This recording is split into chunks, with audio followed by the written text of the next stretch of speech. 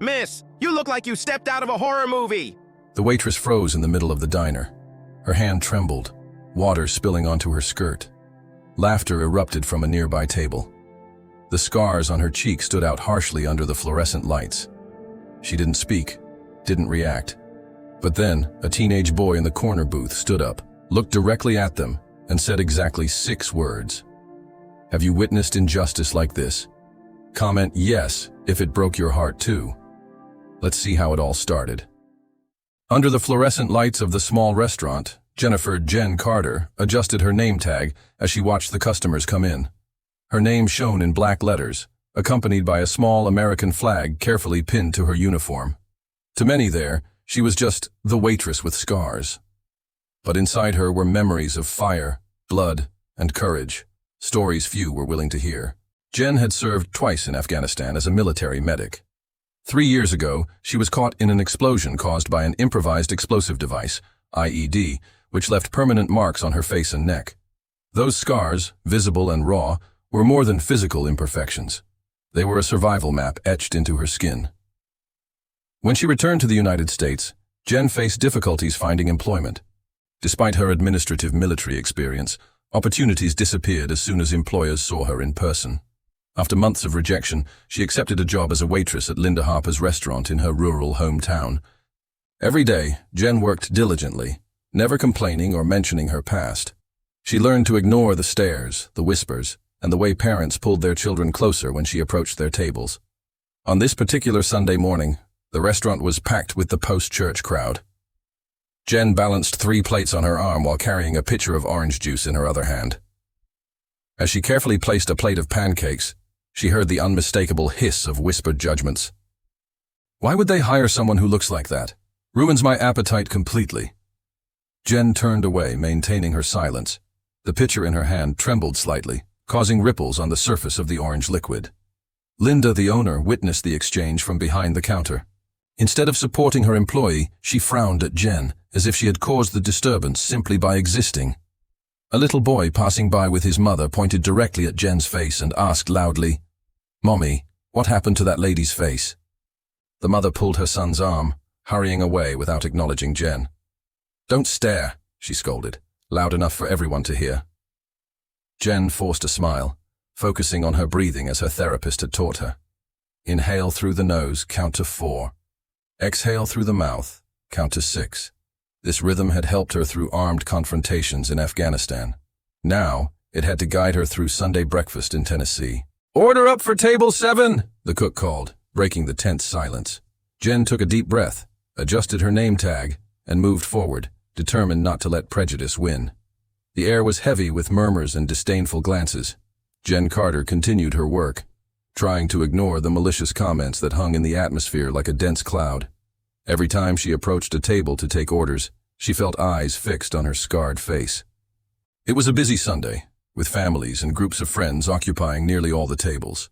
Jen balanced trays and smiled politely, even when she heard phrases like, "Why would anyone hire someone like that?" or, "This waitress ruins my appetite."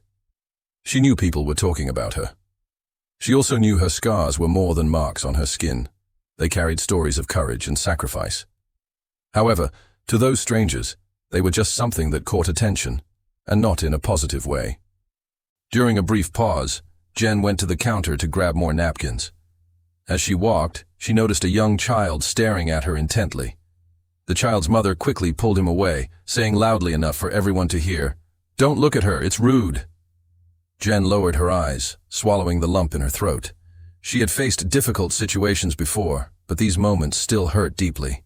Later, while serving a table of casually dressed men, one of them made a cruel comment. "Hey, you look like you stepped out of a horror movie." The others laughed as if it were the funniest thing in the world.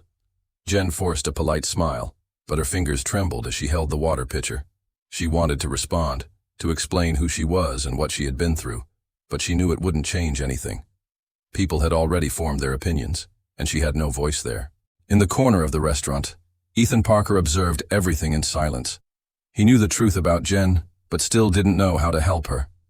For now, he could only watch as the weight of prejudice crushed a silent heroine. Jen wasn't the type to be easily discouraged. Even in the face of taunts and disdainful looks, She continued her work with a dignity few noticed.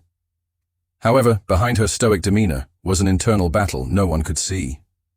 Each cruel comment, each subtle laugh as she passed, felt like a small blow to her confidence. Still, Jen found ways to keep moving forward. She had long since learned to control her emotions. During her years in Afghanistan, while coordinating medical teams under crossfire, she discovered that the rhythm of her breathing could be an anchor. Inhaling deeply through the nose, counting to 4, and exhaling slowly through the mouth was a simple yet effective exercise. That same method now helped her navigate the chaotic mornings at the restaurant. Whenever someone made cruel remarks about her scars, she relied on the same pattern. Breathe, count, continue. But not everything was easy to manage. There were days when the words cut deeper. Like that morning, when a customer called her a monster out loud without any shame. Jen felt her eyes burn, but she didn't let the tears fall. Instead, she lowered her head and headed to the kitchen. There, away from curious eyes, she leaned against the cold wall and closed her eyes for a moment. It was in moments like these that her inner strength shone most brightly. Meanwhile, Ethan Parker observed everything. He noticed the tension in Jen's shoulders whenever she served a difficult table. He saw how she discreetly adjusted her name tag before approaching customers, as if preparing for an invisible battle. Ethan knew those scars were more than physical marks. They represented something greater, something he didn't fully understand yet. But even without knowing all the details, he clearly saw Jen's quiet courage. At the end of her shift, when Jen finally took off her apron and put away her order pad, she looked at her reflection in the window glass. Her scars were still there, visible as always, but something felt different. She couldn't explain it, but she felt she was beginning to see them in a new way, not as flaws, but as witnesses to her struggle and survival. And maybe, just maybe, someone else might see them that way too. In the silence that followed Ethan Parker's words, something extraordinary happened. The teenager didn't just challenge prejudice. He opened a crack for others to see beyond appearances. His simple statement, "She saved my father's life twice," echoed through the restaurant like thunder, shaking the foundations of superficial opinions that had been formed. Jen's eyes met Ethan's, and for the first time that day she felt something different, genuine respect. He pulled an old photograph from his pocket, showing a worn image of his father standing next to Jen years ago, during the time they both served in Afghanistan. The photo captured confident smiles, faces untouched by the scars that now shaped Jen's skin. It was a window to the past, indisputable proof of her bravery. The impact was immediate. An elderly man, a Vietnam veteran, slowly rose from his chair. His posture was firm as he addressed Jen with a formal military salute. "Ma'am, I was wrong," he said, his voice heavy with remorse. "I should have asked your story before judging you." Others began to rise, one by one, in a silent gesture of acknowledgement and regret. Linda Harper, the owner, approached Jen with tears in her eyes. "I never knew," she murmured, her hands trembling. "I never asked." Jen nodded slightly, accepting the apology without needing to say anything. It wasn't necessary. That afternoon, the restaurant felt different. The tables that once symbolized isolation were now points of connection. Even Sophia, the co-worker who had avoided helping Jen, timidly approached to apologize. "I was cowardly," she admitted, "but I want to change that." Ethan watched everything with a faint smile. He knew his words had touched hearts and transformed minds. What began as an individual act of courage had become a collective movement of understanding and respect. For Jen, those scars, once seen as marks of rejection, now shone as symbols of shared strength. The restaurant was silent as Jen finally stood to speak. Her voice, once muffled by pain and prejudice, now echoed with a clarity that touched everyone in the room. She didn't need applause or recognition. All she wanted was to be understood. "The marks we carry," she began, her voice firm but gentle, "are not flaws. They are chapters of stories that many will never have the courage to live." She looked around, her eyes meeting Ethan's, who smiled shyly.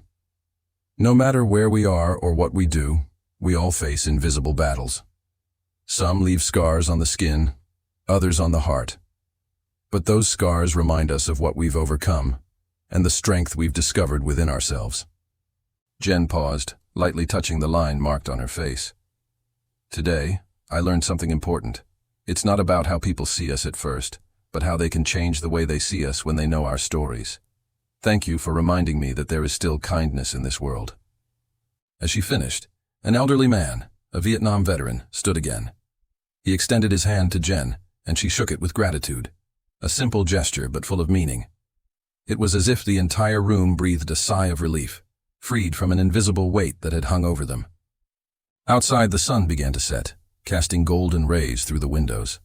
The restaurant, once a place of tension and judgment, now seemed illuminated by a new energy. Ethan watched everything with a discreet smile, knowing his words had transformed more than just a hectic morning. As Jen walked out the door, she felt something different in the air. It wasn't just the cool breeze against her face, but the certainty that her scars were no longer open wounds. They were symbols of courage, sacrifice, and above all, hope. Perhaps, she thought, the true power of scars is to remind the world that beauty lies in the stories they tell. Stories of struggle, resilience, and shared humanity.